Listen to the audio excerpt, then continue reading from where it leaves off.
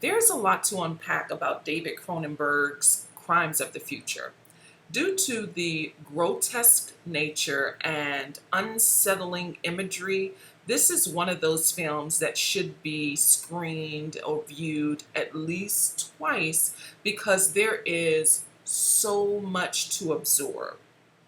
I've seen this once so far.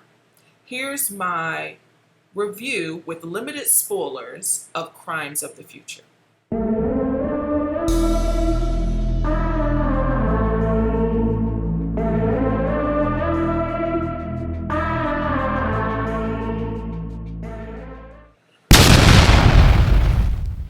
Here are my thoughts. Okay, the very first scene does less to build the story and serves more as preparation for the shock that is to come. A single mother smothers her son in his sleep, smothers him to death because he eats and can digest plastic. She calls his father and tells him to come collect the corpse while she turns herself in to the police. In our world, that would disgust us, that behavior. But Cronenberg brilliantly eases in the gore and disturbing scenes that are more repulsive than that. In this dystopian world, humans are semi-mutants that have adapted to being immune to anguish and pain. Seems like we're heading there. They relish the sensation of incisions and organ extractions, particularly Viggo Mortensen's character Saul. Saul's a performance artist who showcases and live streams his organ surgeries. He hibernates daily in a tentacle-riddled chamber that mutates organs in his body. His organs are tattooed and extracted and can survive outside his body as living organisms. These operations are performed by former trauma surgeon turned performance artist Caprice, played by Leigh Sadu. She performs these artistic surgeries before spectators who document every titillating moment of these declivitous performances, all captured on video.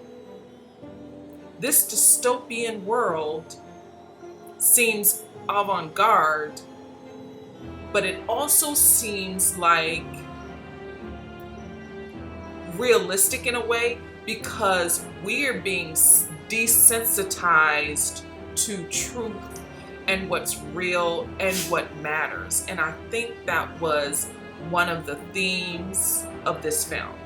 Kristen Stewart is being marketed as a principal cast member, but serves actually in a supporting capacity as Timlin, an underground transplant specialist.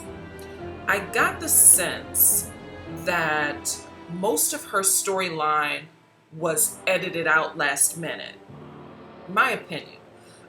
There's one scene in Act 2 where she's aroused by one of Saul's performances and begs him to operate on her, but this entire storyline falls flat. It goes nowhere.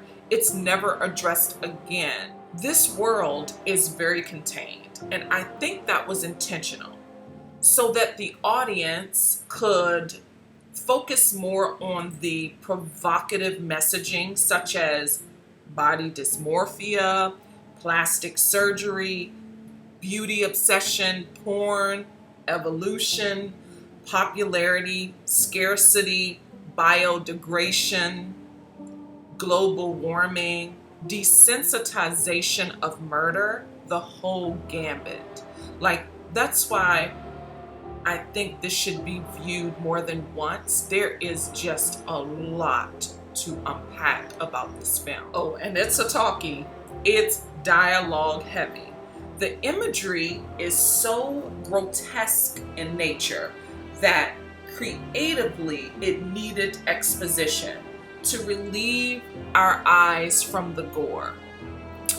and the language was different.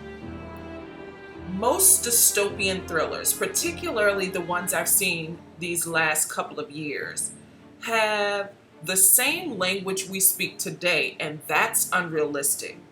This one was written with enough uniqueness that you remain in their world without being alienated from the characters. And I think creatively that was brilliant of David Cronenberg. In this day and age, we speak differently than we spoke in the 80s and 90s, especially online. So in a dystopian, apocalyptic time, the language would be different. I like that attention to detail. But here's my fair warning about this film. It sensationalizes cutting. If you're triggered by visual self-harm or cutting, this movie might not be for you, in my opinion. There is this particularly graphic scene where Saul and Caprice are cuddled in their cocoon while a robot hand makes incisions on their extremities. And they are stimulated by this cutting.